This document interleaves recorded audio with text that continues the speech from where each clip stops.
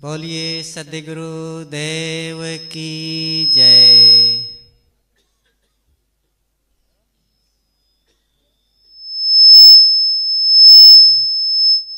और कोई माइक चालू है क्या? ये चालू है क्या बेटा?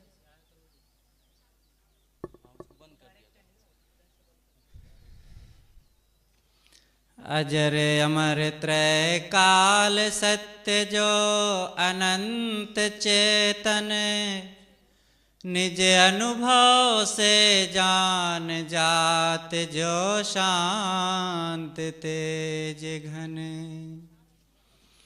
निर्विकार निर्द्वंद सदा सर्वोपरि सोई, ते पद दर्शक देव रहन युत बोधक जोई। ऐसो मुक्त स्वरूप जो श्री गुरुवर के चरण चित, शेष झुकावत दास ये जन्म मरण भय हरण हित।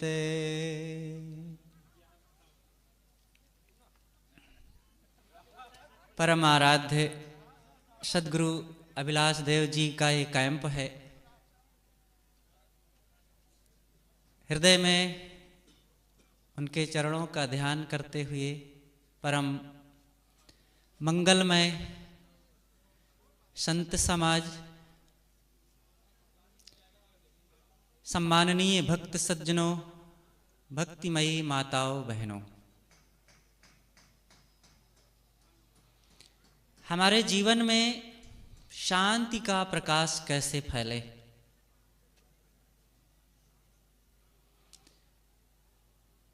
अंदर से हमें पूछना चाहिए, क्या हम सचमुच शांति चाहते हैं? अगर चाहते हैं तो मिलती क्यों नहीं? मिलना चाहिए, लेकिन इसका जब काम करेंगे तब होगा। आज सबका मन चीजों की ओर ज्यादा जा रहा है। भौतिकता का साम्राज्य चारों तरफ फैला है, वही दिखाई भी दे रहा है और मन में उसी की चाहत बनी हुई है। फिर शांति कैसे मिलेगी? शांति चाहने के लिए शांति का काम करना पड़ता है, और ये हर इंसान की अपनी मूल आवश्यकता है। जरूरत होते हुए भी अगर उसके लिए हम सोचेंगे नहीं, ध्यान नहीं देंगे, तो काम कैसे करेंगे? और बिना काम किए उसका लाभ कैसे मिलेगा? फिर जिन चीजों के लिए हमारा मन रात दिन ललचाता रहता है, वही चीजों से एक दिन मन उदास हो जाता है। चीजें वो फीकी लगने लगती हैं। फिर क्यों बारंबार उधर ही आकर्षित हो रहे हैं? यही है अज्ञान, यही है विषयाशक्ति। विषयों की आसक्ति अनादिकाल से हमारे मन में गूंज रही है। बाहर कुसंग पदार्थ प्राणी, अंदर कुसंग कामना चाह, साथे कुसंग देह मन इंद्री, जगत में रह के करिहो का। ये सदगुरु विशाल साहेब जी का पद है, उसी में की एक ये पंक्ति है। दो साहेब बताते हैं, कुसंग हमारे चारों तरफ है। बाहर में प्राणी और पदार्थ हमें आकर्षित कर रहे हैं। वे क्या आकर्षित कर रहे हैं? हम खुद अज्ञानवश उधर आकर्षित हो रहे हैं, और भीतर में इच्छाएं, कामनाएं, चाहनाएं ये भरी हुई हैं, और साथ में इंद्रियां हैं। ऐसी स्थिति में ये सब जड़ और चेतन मिल करके हमको बहिर्मुख बना रहे हैं। परांच खानि वितृण स्वयंभू तस्मान् परांच पश्चात नान्तरात्मन। ये उपनिषद का वचन है। गुरुदेव जी कहा करते थे कि प्रकृति ने हमारी इंद्रियों को बहिर्मुख बनाया है। हम सबके पास 5 ज्ञानेंद्रियां हैं, ज्ञान की इंद्रियां, जिनसे बाहर 5 विषयों का ज्ञान होता है। आंख, नाक, कान, जीभ और त्वचा। इन सब से शब्द, स्पर्श, रूप, रस, गंध, इन 5 विषयों का ज्ञान होता है। और रात दिन हम इंद्रियों से इन विषयों का ज्ञान प्राप्त करते हैं और इन्हीं विषयों को देख देख करके आकर्षित होते हैं। केवल आंखों से ही नहीं, हर इंद्रिय से हम ग्रहण करते हैं संसार को।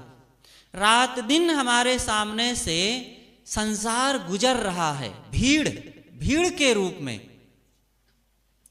ये 5 विषय भीड़ हैं इस जीव के लिए, और इस भीड़ में हम खो गए हैं, खुद को हमने खो दिया है। इन विषयों को इतना मूल्य बढ़ा दिया गया है कि हमारा कोई मूल्य ही नहीं रह गया। चीज मिले, शब्द, स्पर्श, रूप, रस, गंध आदि के रूप में हमें ये चीजें खूब मिलें, और इन्हीं के लिए फिर अब सारा पुरुषार्थ कर रहे हैं। आत्म शांति के लिए कौन सा पुरुषार्थ हो रहा है? इसलिए हमें अंतर्मुख होने का पुरुषार्थ करना चाहिए। क्यों नहीं लाभ निश्चय होता है कि ये काम महत्वपूर्ण है? क्योंकि हम अंतिम सच्चाई को देखते ही नहीं हैं। जो कल होने वाला है उसको आज हम देखें। आज जो दिख रहा है केवल वही सच नहीं है, कल कुछ और होने वाला है। क्या होगा? बुढ़ापा आएगा, रोग आएगा, असमर्थता आएगी, ये संगी साथी छूटेंगे, शरीर जीर्ण शीर्ण होगा। तो उस समय हमारा कौन साथी होगा? उस समय के लिए हमने क्या कमाई किया है? शरीर के लिए तो सब लोग सोचते हैं बुढ़ापे के लिए धन कमा लें, बच्चों को बड़ा कर दें, ये सब काम आएंगे, साथ देंगे। लेकिन कितना ये साथ देते हैं? अंतिम में हमारी कमाई तो हमारे सदकर्म होते हैं। सदकर्मों की कमाई होना चाहिए। मैं कह रहा था, हम इंद्रियों से 5 विषयों को रात दिन जानते हैं। आंख से रूप को, आंख बहिर्मुख ही है। आखिर आंख एक साधन है, वो हमें जीवन निर्वाह के लिए एक चीज मिली हुई है साधन के रूप में। इससे देख करके हम कोई चीज लें, दें, चलें, रास्ता देखें, और शरीर निर्वाह में इससे बहुत बड़ी मदद मिलती है। जिसकी आंख खराब हो जाती है तब कितना कठिन हो जाता है व्यवहार करना। ऐसे कान है, कान से शब्द सुनते हैं और शब्दों को सुन करके अपने अंतःकरण के भाव को हम व्यक्त कर देते हैं दूसरों के सामने, तो इससे व्यवहार में बड़ी सरलता हो जाती है।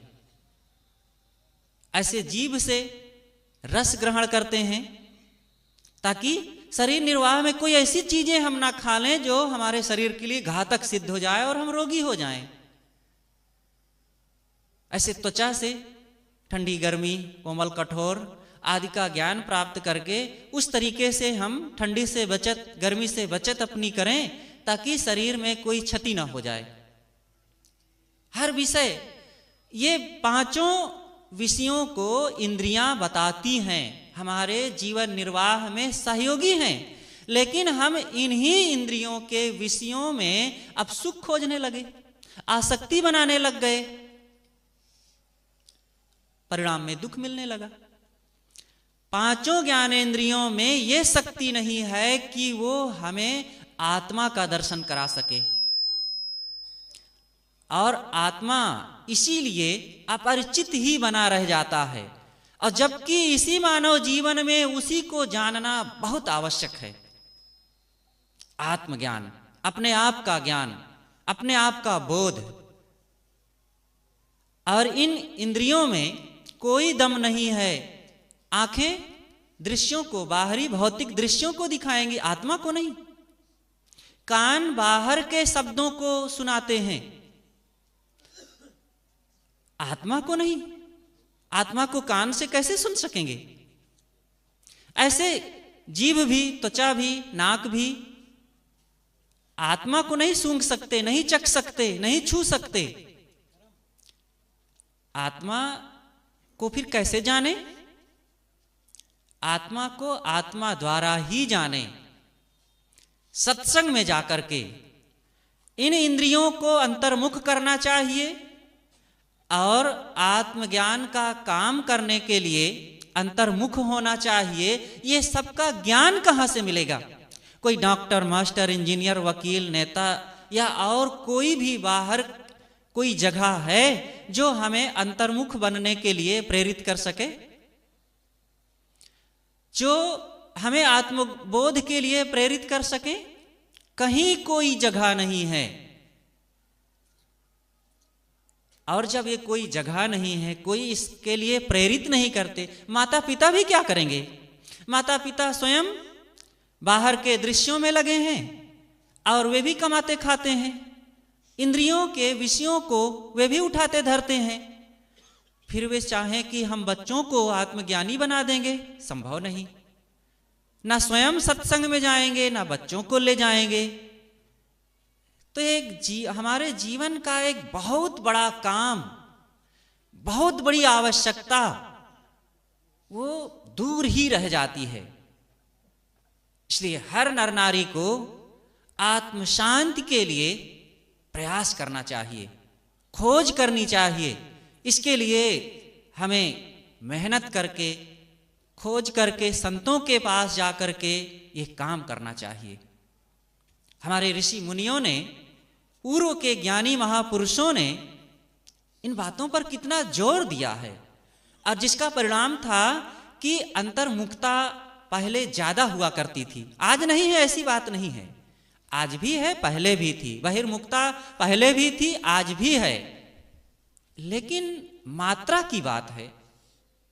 आज ज्यादातर समाज भौतिकवादी दृष्टिकोण बढ़ाता जा रहा है, और जिसका परिणाम यह हुआ कि चंचलता, आसक्ति, मोह, क्लेश, मानसिक पीड़ा, अंतर्द्वंद,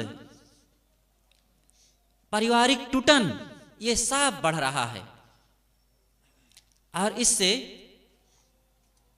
जवानी खराब, बुढ़ापा खराब, और जीना खराब और मरना भी खराब, सब कुछ दुखों से भरा हुआ होता है।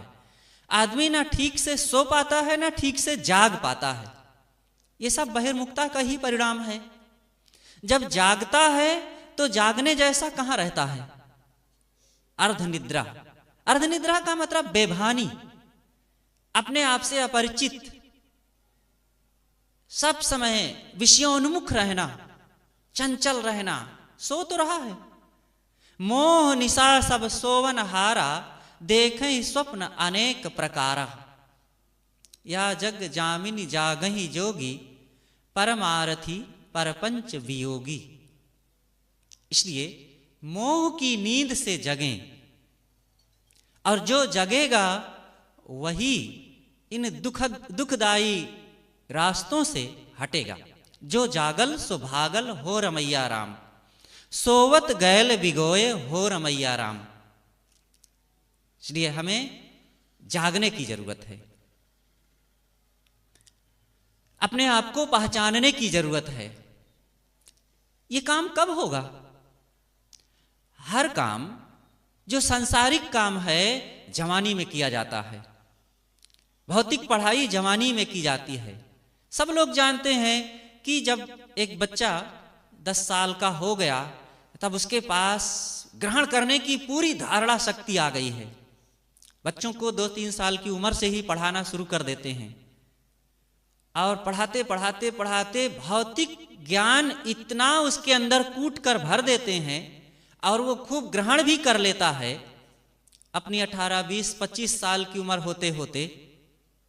और फिर इतनी सारी योग्यता हासिल करके फिर और अंधकार में मन इंद्रियों की उस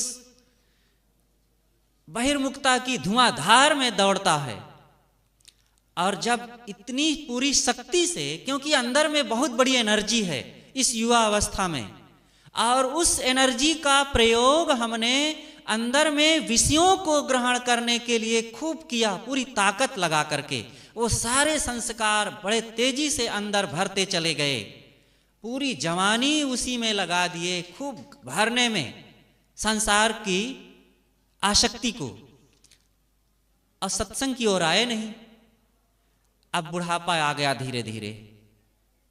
अब चाह करके भी अपने मन को फिर बुढ़ापा में जो हमने भर रखा है 30, 40, 50 साल से अंदर में, अब उसको कैसे खाली कर देंगे?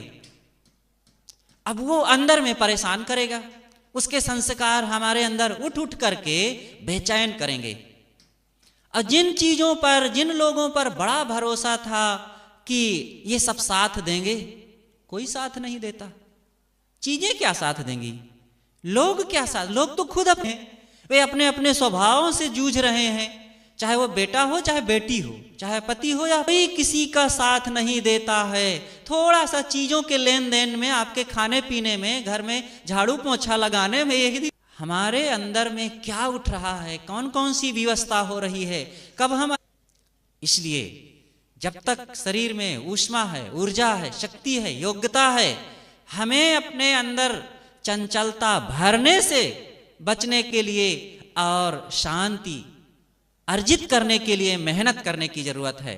और इसके लिए जब सत्संग में जाएंगे, साधना करेंगे, सद्ग्रंथ पढ़ेंगे और मन इंद्रियों की चाल को परखेंगे, तब ये बात का पता चलेगा। और ये सत्संग का आयोजन इसीलिए किया जाता है। ये बाहरी कर्म कांडों में केवल मिट्टी पत्थर की उपासना कर लें, पानी उछाल लें और यहां वहां नहा लें, तब पाप कट जाएगा, दुख छूट जाएगा, ये सब खिलौना खेलने से काम नहीं बनेगा। एक बच्चा भी जान जाता है कि अब खिलौना खेलने का मेरा समय नहीं रह गया है।